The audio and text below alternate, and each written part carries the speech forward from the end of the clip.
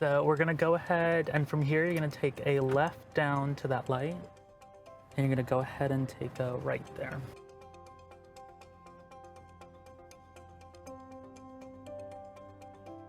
My name is Gloria Gonzalez Dolikia, and I'm the Executive Director of Jolt. My name is Brianna Brown of the Texas Organizing Project. I'm Chaz Moore, the founder and executive director of the Austin Justice Coalition. I'm Val Benavidez, the executive director of the Texas Freedom Network. Emily Tim of Workers Defense Project.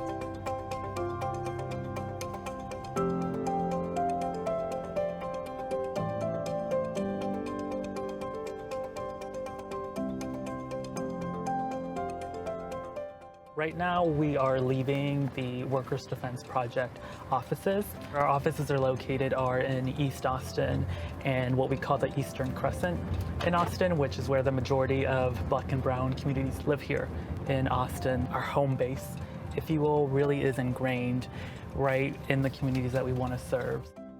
We are both a labor rights organization, but also a community space where folks come to our offices for meetings where we talk about the different labor abuses that workers are going through and start organizing and talking through what kind of campaigns that we want to run.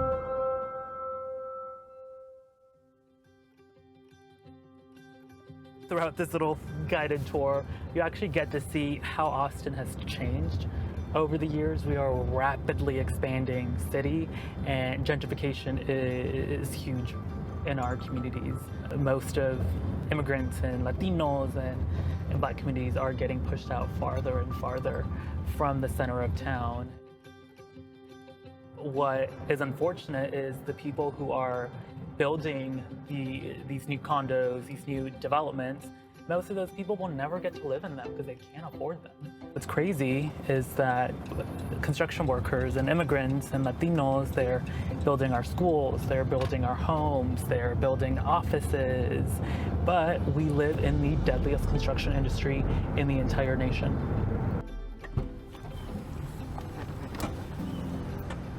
And if you take a look just here in Austin, we have construction over on this side as you take a look to the northern side of Austin, which is where the University of Austin is at. On this side, we have condos going up, and right down there, I believe, is a hotel, and then even more cranes on the sky over there.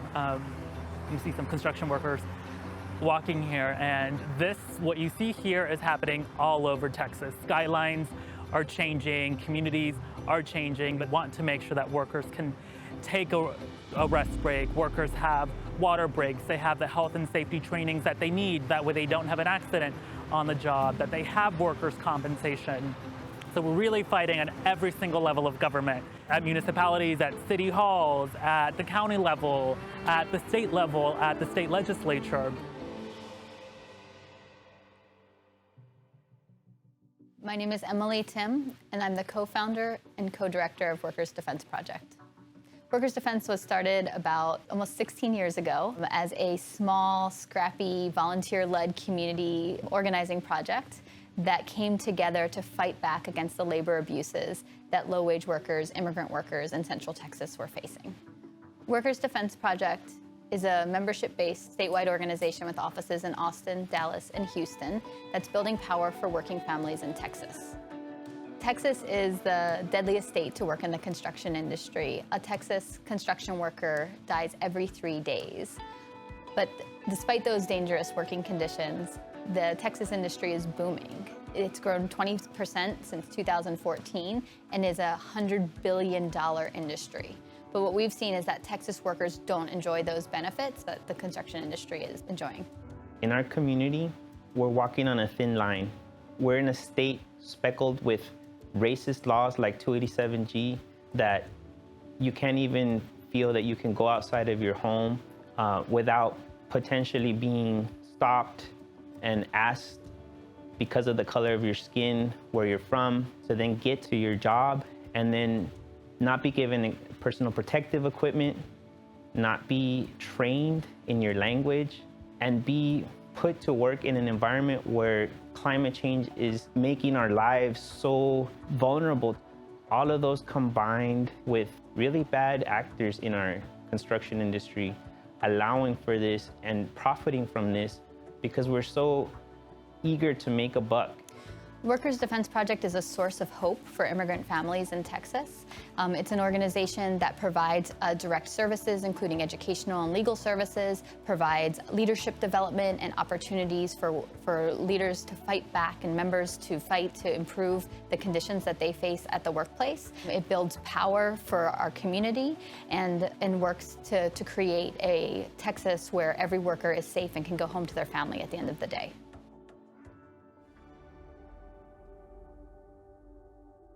Mi nombre es Denzel Suazo, soy de Honduras, en Centroamérica, y empecé a trabajar en construcción por las oportunidades que se miran alrededor de Texas, especialmente aquí en Austin. La ciudad está creciendo, el estado está creciendo y hay infinitas oportunidades y con un buen salario. Trabajar en el sol y la calor, bajo el sol y la calor en Texas es un poco complicado, es un poco riesgoso a la misma vez. Porque hay muchas personas que no conocen sus derechos como trabajadores, entonces tienden a no tomar descansos o tienden a no tomar agua cuando es debido, cuando es un derecho de hidratarte. Antes de no tener conocimiento de lo que era OSHA y antes de pertenecer a esta organización, sí pasé por algunos problemas por falta de conocimiento. Falta de conocimiento mía y miraba también lo mismo entre mis otros compañeros y también nuestro empleador, que a veces el empleador también tiene la información, pero como nosotros no conocemos nuestros derechos como trabajadores, entonces caemos a hacer cosas que no debemos hacer, a cometer accidentes y hasta dejarnos decir cosas por no tener conocimiento, por no conocer nuestros derechos. Y son una de las cosas que más se ven en la área de construcción, los accidentes y gente tratando de abusar. En defensa laboral fue por medio de un amigo que conocía un caso de que hicimos un trabajo nosotros y no nos quisieron pagar. El empleador dijo que no quería pagar, que no le importó. Entonces fue por medio de un amigo que nosotros venimos a PDL y fue por medio de PDL que nosotros pudimos conseguir nuestro dinero para atrás, todo el salario completo y aparte de eso adquirir más conocimiento de cómo protegerme para que no me vuelva a pasar eso en el futuro, de que me quieran robar mi salario o algún accidente. Realmente aprendí demasiado aquí en PDL. The construction industry in Texas is 50% undocumented, 70% foreign-born, around 70% Latinx. So we know that racism and discrimination is at the basis of so many of the dangerous and deadly conditions that construction workers face in Texas. And we know that building power for communities of color and building power for workers is a key way to help our communities find a pathway into a better life. We believe our campaigns, that our work must be led by those who are directly impacted by the working conditions we're talking about. Our members lead organizing campaigns to win better working conditions, to improve standards on their own work sites and on work sites across Texas. We also have seen that our Better Builder program has impacted the working conditions of over 30,000 construction workers on $2 billion worth of construction in Central Texas. And we know that these sorts of programs and these sorts of campaigns have the ability to change the lives of hundreds of thousands of workers in Texas. La membresía es perfecto, me parece muy bien el rol de PDL. Es importante porque en los trabajos de construcción más, hay mucha gente que viene de otros países y no han tenido la oportunidad de poder tener más información, de conocer, tener un poco más de conocimiento de sus derechos, de las leyes. Entonces, a esas personas las explotan más porque no tienen el conocimiento. Por eso es muy importante de que las personas, si tienen alguna organización en mente o lo que sea, pueden venir a PDL o pueden ir a cualquier otra organización sin fines de lucro que los ayude, más que todo en el conocimiento para que no se dejen irrespetar en el trabajo y también para que puedan valorar su propio trabajo. Si quieres venir para PDL, te lo recomiendo 100%. Vas a aprender muchas cosas, como dije, de mucha educación, vas a tener apoyo de abogados, vas a tener mucha ayuda con las personas que están al lado.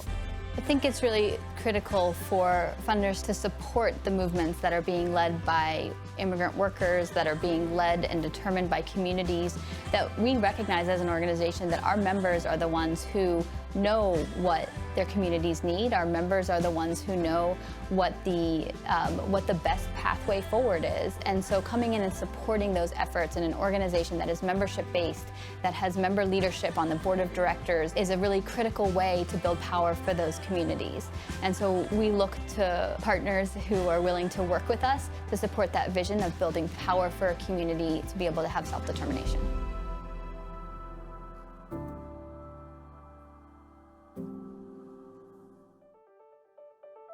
My name is Maria Rene Morales. My pronouns are she, her, ella, and I'm an organizer for Jolt.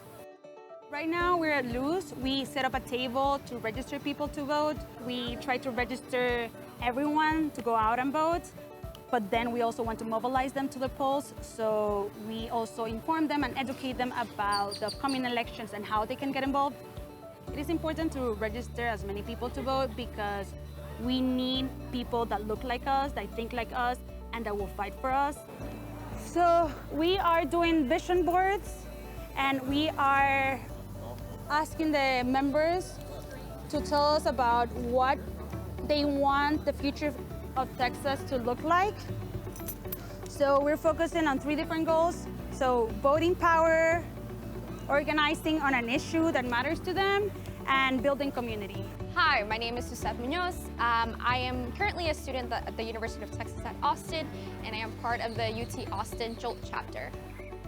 As we know, the Latino community is not monolith, so that's why Jolt is a very important space to talk about the different issues that our communities across Texas are facing. So I think Jolt for me is a space where I am growing as a leader, I am advocating for my community. That is what Jolt is about.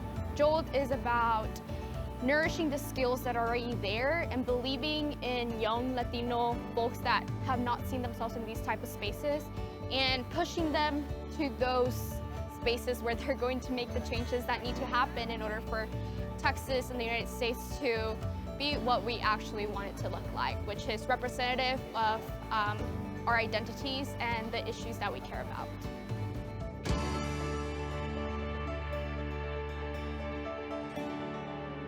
So Jolt, we are a shock to the system. We're a shock to the status quo in Texas, and really a flash of new energy and enthusiasm that involves Latinos and civic engagement in our state.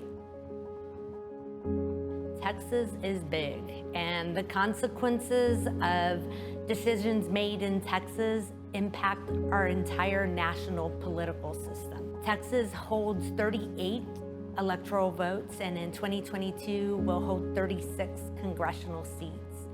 Texas is the fastest growing state in our nation, and a lot of that growth is due to Latinos. In Texas, 1 in 3 eligible voters are Latinos, and every year in the state of Texas, over 210,000 new eligible voters turn 18. So all of that growth, what that means, what that does, that makes Texas the ultimate battleground state. And the really important piece to that is what happens next. Who has the power and the capacity to turn all of that growth into positive change that drives representation, that drives opportunity, that drives equity across the state of Texas? I really believe that Jolt is positioned to be that change maker in Texas. The vision of Jolt is to create a culture of change in our community where voting is something that we never take for granted and that we always show up to vote. Whenever we go into communities, we do it in a way that celebrates the people that are there. Everything we do, we like to let people know we do it with all the corazón that's there. That's like all the heart, all the love, all the passion. So our future is how do we strategically build Jolt in a way that we can do that in different communities across Texas that need people like us there to uplift the voice, to tell the stories of Latinos, to empower Latinos in that space to be change makers.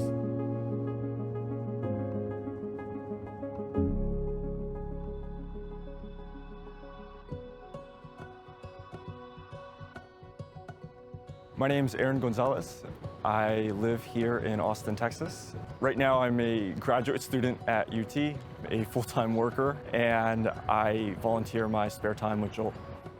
Jolt, for me, was the first organization I've been a part of in my adult life that has taught me that I have power. They've taught me the skills to be an effective organizer. They have taught me the power of storytelling, that my story matters and I can take that to the halls of power, and that people need to listen to it. I didn't really see anyone in Texas doing what Jolt was doing, and immediately upon hearing about it, I wanted to immerse myself and get involved. Jolt has helped me in several ways through the Levántate Leadership Institute, through our climate power hours, by contacting 60,000 plus voters in a session, and hearing young voters tell me for the first time that they had never had anyone reach out to them, that they had questions about how to actually vote, and that we were responsible for bringing them to the ballot box. I've been able to see for the first time that we're capable of influencing lawmakers, no further than just a few weeks ago, to where they actually took action based on what we had lobbied them for, connecting me directly with those lawmakers and telling them what's important to me. And we saw throughout the session that they were taking up issues and bills that we had directly spoke to them about. I became involved with Jolt in high school. If it weren't for Jolt, I wouldn't be where I am today. Jolt has helped me find my voice and my power. When I was 18, when I filed to run for school board, because we definitely need that representation there, and Jolt helped me navigate my way through some paperwork and find resources that I might have not have gotten if it was just me by myself. If you want to run for office, I say definitely go for it. It was an amazing learning experience for myself, and I would do it again. Do not hesitate to reach out for help. They know what they're doing. They have people who have run before. They will find a way to get you whatever you need. Jolt is really excited about working with Grantmakers for Southern Progress. Just today, sitting around a table, sitting at the Capitol, we were talking and sharing and realizing there's so many of the issues that we're all experiencing of being brown and being black in Texas and being brown and black in Georgia, and how those experiences are parallel. We understand each other. We understand the marginalization of people of color, and we want to work together to make progress for people of color.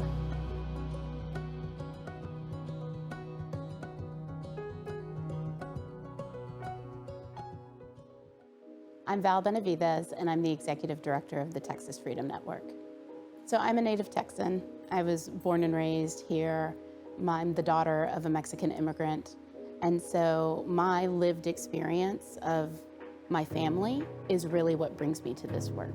I've always known that Texas is a diverse place, and many people have contributed to this state and this country, but we are often locked out of the decisions and the policies that are made on behalf of our community.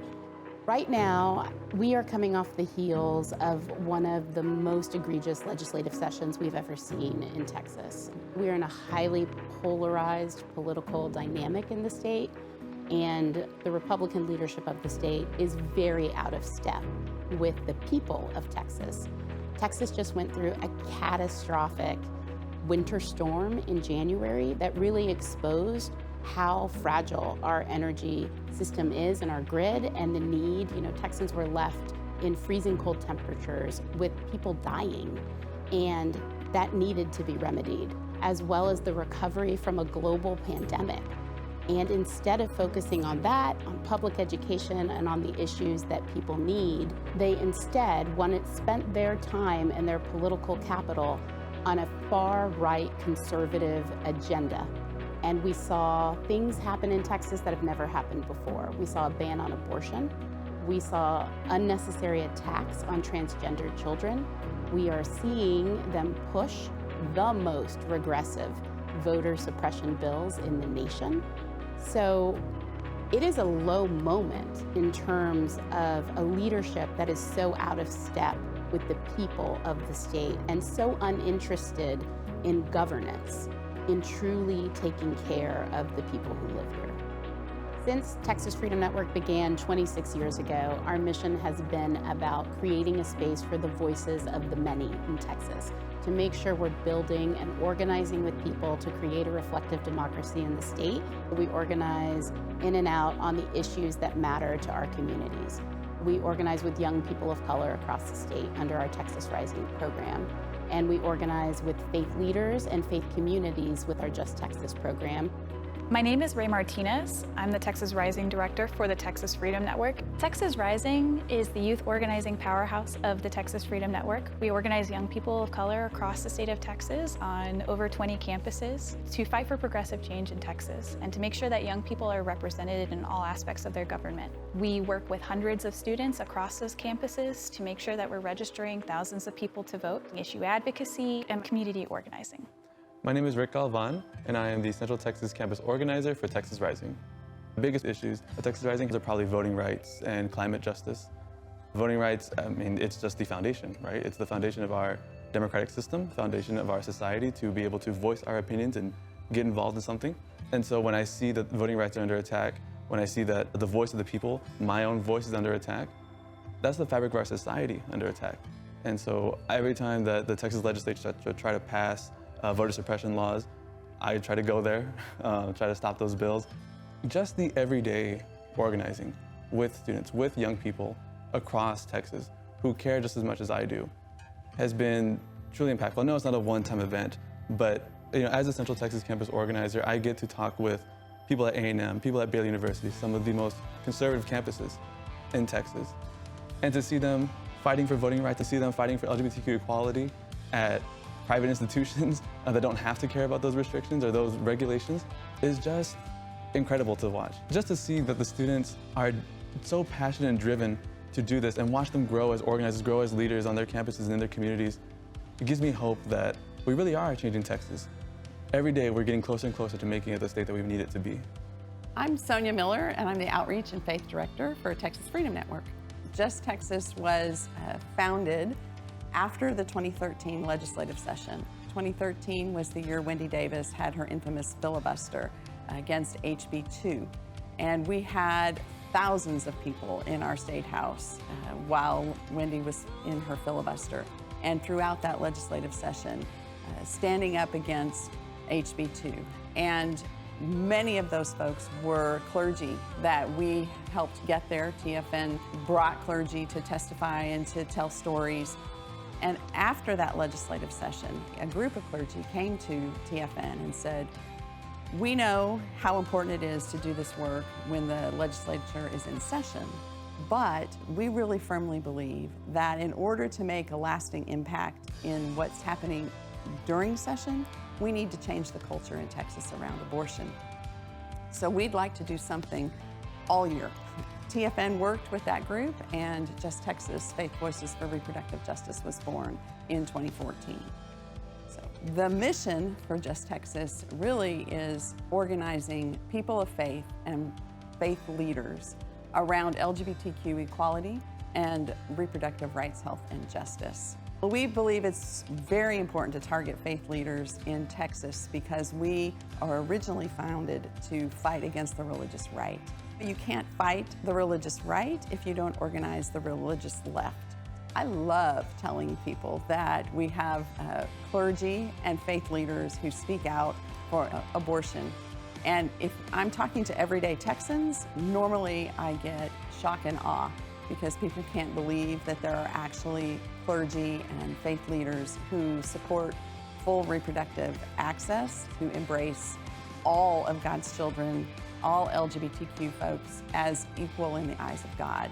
So shock and awe would be the first response. And then almost without fail, people will say, well, how do I get involved?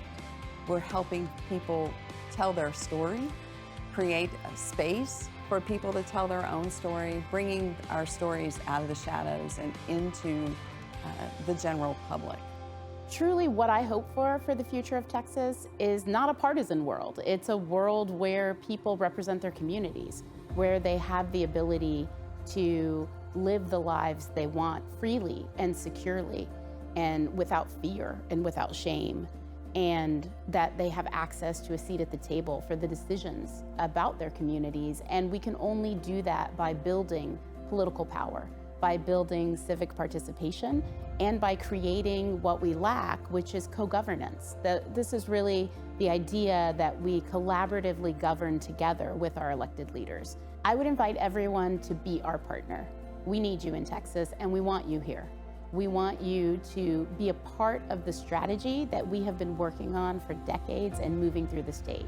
We need resources to get to scale so that we can win, and we know we can.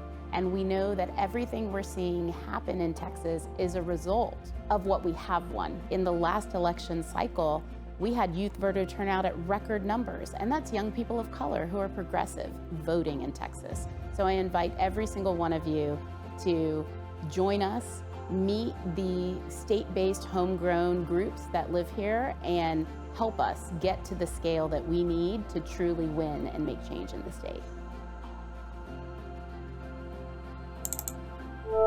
Hello. I don't know which one of us is going to go first.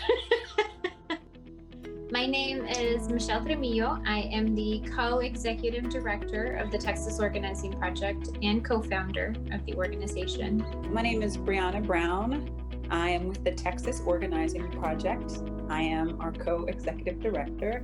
What we do at TOP is build power with Black and Latino communities across Texas by remixing how our democracy works. The heart and the heartbeat of the work that we do at the Texas Organizing Project is with our members who are directly impacted by not just broken systems, but systems that were designed to keep us marginalized. Systems like the legal system, immigration system, the educational system, our housing system. What we seek to do, the Texas Organizing Project, is transform how all these systems were fundamentally built. And we do that by centering the lived experiences of our people, who really are the heartbeat of what we do.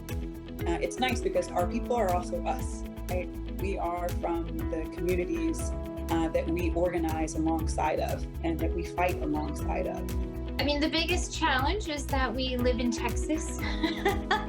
We live in Texas and in a state where our leadership is not reflective of the majority of us who live here. In a state where we are controlled by people who do not ever center our communities in the decisions that they make.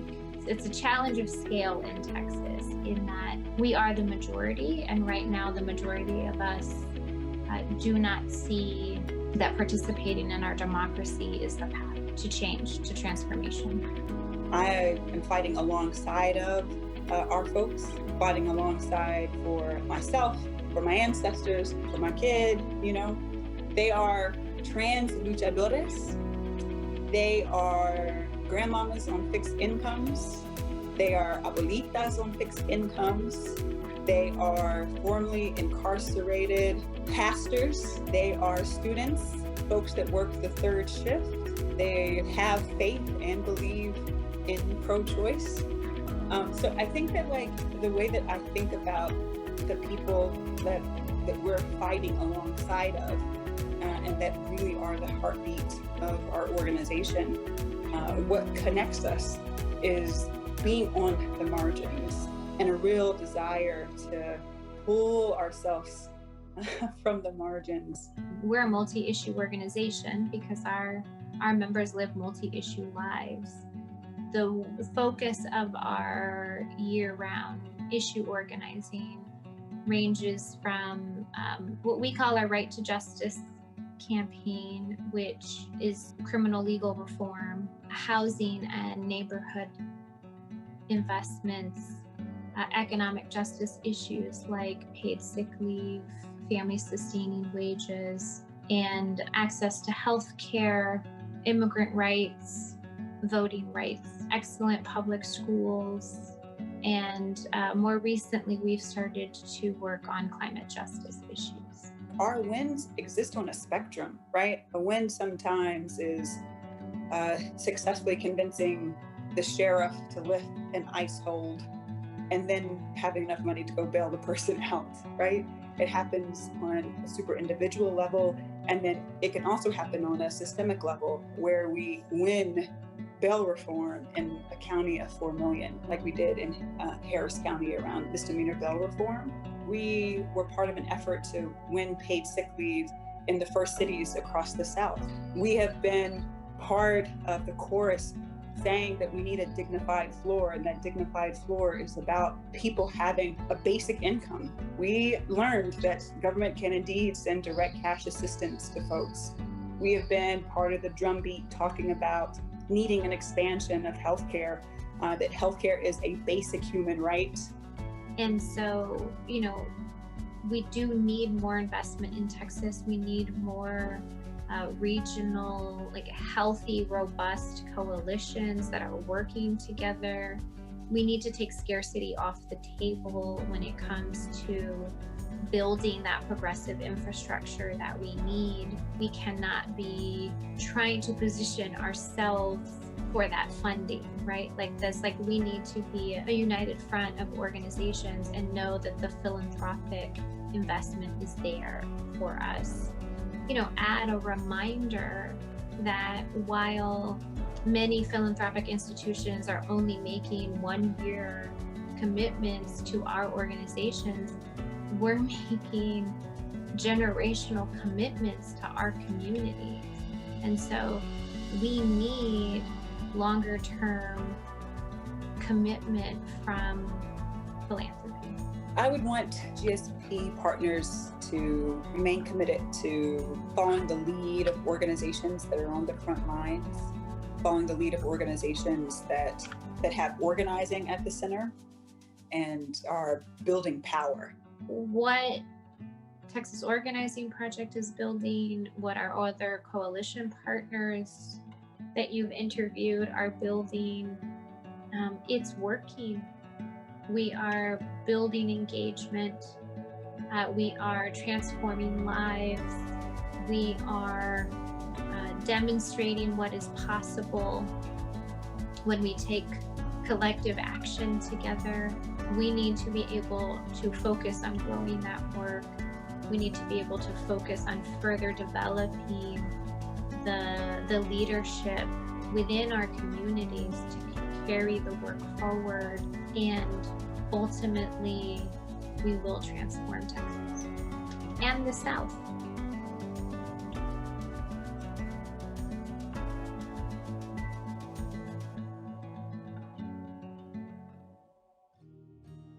My name is Rocky Gonzalez. I'm the Deputy Director of Austin Justice Coalition. These offices that we're leaving now are where we do team meetings, where we do our smaller policy meetings, where we bring our volunteers together. We're just coming out of the Texas Ledge season, so it gives people the opportunity to sort of come back together.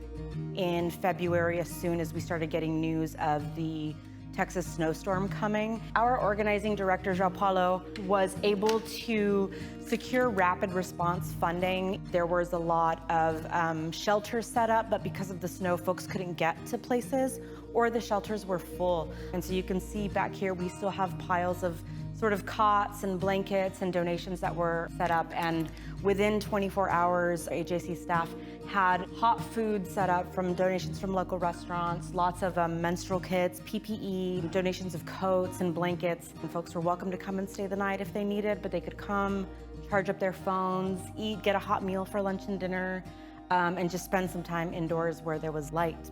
So we're gonna go into the sanctuary of Servant Church. Pre-pandemic, we were having anywhere from 80 to 100 folks show up for our general body meetings. And so we were meeting in person here, and we're really looking forward to coming back to that place. So now, as we're wrapping up the Texas legislative season, we're still seeing so much activity and engagement from folks in Austin who are still willing to show up weekly via Zooms to help us develop talking points and push bills and be at the Capitol morning to night, and at the same time be ready for when we have urgencies that happen like the snowstorm in February. Our base here is extremely dedicated and so ready to be engaged. And I think one of the issues for Austin Justice Coalition that a lot of folks in our city don't realize is just that Austin Justice Coalition has a really big name locally and a really big visible social and cultural impact in Austin, Texas. But, you know, we have very little capacity. So you have a staff of 6 or 7 people who only began paying themselves about 2 years ago. We can credit those folks with bringing national attention to Texas and to Austin in particular for doing the work of really bringing criminal justice advocacy to the front, doing the work of defunding the police, working with the city to build equitable programming, and even organizing. Even that the city of Austin has an equity office is due to the kind of organizing that we see here in the city. So we're poised to be a model for other cities in terms of defunding the police, you know, having a consistent criminal justice advocacy platform that's like made of a coalition of a lot of different advocates, that's Black-led, that's people of color-led, and it's phenomenal. My name is João Paulo, and people call me JP, and I'm the organizing director at Austin Justice Coalition. I'm Chaz Moore. I'm the founder and executive director of the Austin Justice Coalition. The mission, the creed of the Austin Justice Coalition is quite simply to work at building a world where Black people, people of color, women, trans folks, all the people that's been in the margins can truly be free and live. I think we're creating change by finding strategic ways to build power in Black and brown communities that has a policy-facing side, finding ways to advocate for policies that make people's lives better and also creates mechanisms through which elected officials, politicians become more accountable to the community because they're held accountable. At the same time, there's a community-facing side where we're finding ways to take care of each other, to become more resilient, to not be swept around and displaced by every natural disaster we have. The biggest issues that my community is facing in Texas right now, man, that's a lot. Texas is a wild place. But I would say first and foremost, voter suppression and healthcare, probably two of the biggest things. Access to healthcare, especially if you are a woman of color or a trans woman. Our education system is completely screwed up. You know, our governor just signed a law that bans talking about critical race theory in classes. Infrastructure, we just saw in Texas back in February of this year that if it gets too cold, the power goes out. And now they're talking about if it gets too hot, the power is gonna go out. So really just making sure that communities of color, Black folks, folks of immigration background, to be completely honest, have their own communal structures in place. Then of course we also have to look at this growing disproportionality of Black and brown folks that are being stopped by police, arrested by police, and incarcerated. It's a little bit of everything, which is why we are not short on the work. But you know, I think just having the resources and the systems in place to make sure our communities can, you know, sustain for themselves and fend for themselves is something that I think is important. My name is Brianna Jenkins, and I am the Associate Director of Development. My name is Aisha Lynette, and I'm the Associate Director of Communications. We're seen as the people on the front line, the people who the community knows that they can come to when they need something. And I think that speaks a lot to the staff and volunteers who are involved in the community, who are people in this community who can have that access to the folks who need it. I think a lot of people don't understand the monolith of being Black and brown people. Like, we are able to be Black and a woman, Black and queer, Black and having dealt with a myriad of issues. And so I think people see us and they see themselves and they see the bravery that we exhibit, and so it gives them permission to also do the same. I would first say that being on the front lines is difficult, but it's also our lives, right? Most people in AJC are Black, so there's that connection piece. A lot of the times I feel like the Black and brown community has been used as a token, right? And they have seen many organizations come into the community saying that, hey, we're here to help you. Hey, we have the answers. But in all actuality, it's a lot of self-serving. And I think the difference with AJC is that most of us do this work because it's what we feel called to do. Right now, this moment in time in Austin, there's so much at stake. And I think that this is really kind of this unique, weird moment that we're in where it's like the very future of what kind of a city Austin and the surrounding area will be. For instance, we were able to pass some very significant changes to our city budget where we were able to reallocate funding from the police into a whole new reimagined public safety process where we're rethinking things, right? But that process has now been attacked by the state, and it's now under threat on a local level as well. So whether Austin will hold on to that and continue down that road, or whether Austin will revert back to over-incarceration, over-policing as the answer to everything, is very much in the balance at this moment in time. And so there's just so many like overlapping struggles at this moment. And I think it's like, can we move the city in this other direction where we're trying to take things, where the city is like a really, an inclusive place where people can thrive, where people can live happy lives. I don't know, I just think there's something about this point in time that's just, there's a lot that's hanging in the balance right now. And I think a partnership with Grantmakers for Southern Progress, GSP, would mean a lot to me. I think after going to the conference in 2019 in Alabama, it did a lot for me. It helped me critique and challenge my own leadership skills. It helped me really understand the struggle of funding in the South. And just the way you all organized. We went and broke bread with people in the community. We had conversations with people in the community. And I really think not only me, but AJC can learn from you all's leadership. And I think it's always beneficial to be at the table or in the room where there are resources available so we can tell our story. If you invest in organizations like AJC, you invest in that better future, you invest in that better tomorrow. So, and I love GSP, so sign me up for anything. I love the work you are doing, and I look forward to working with you all for many moons to come.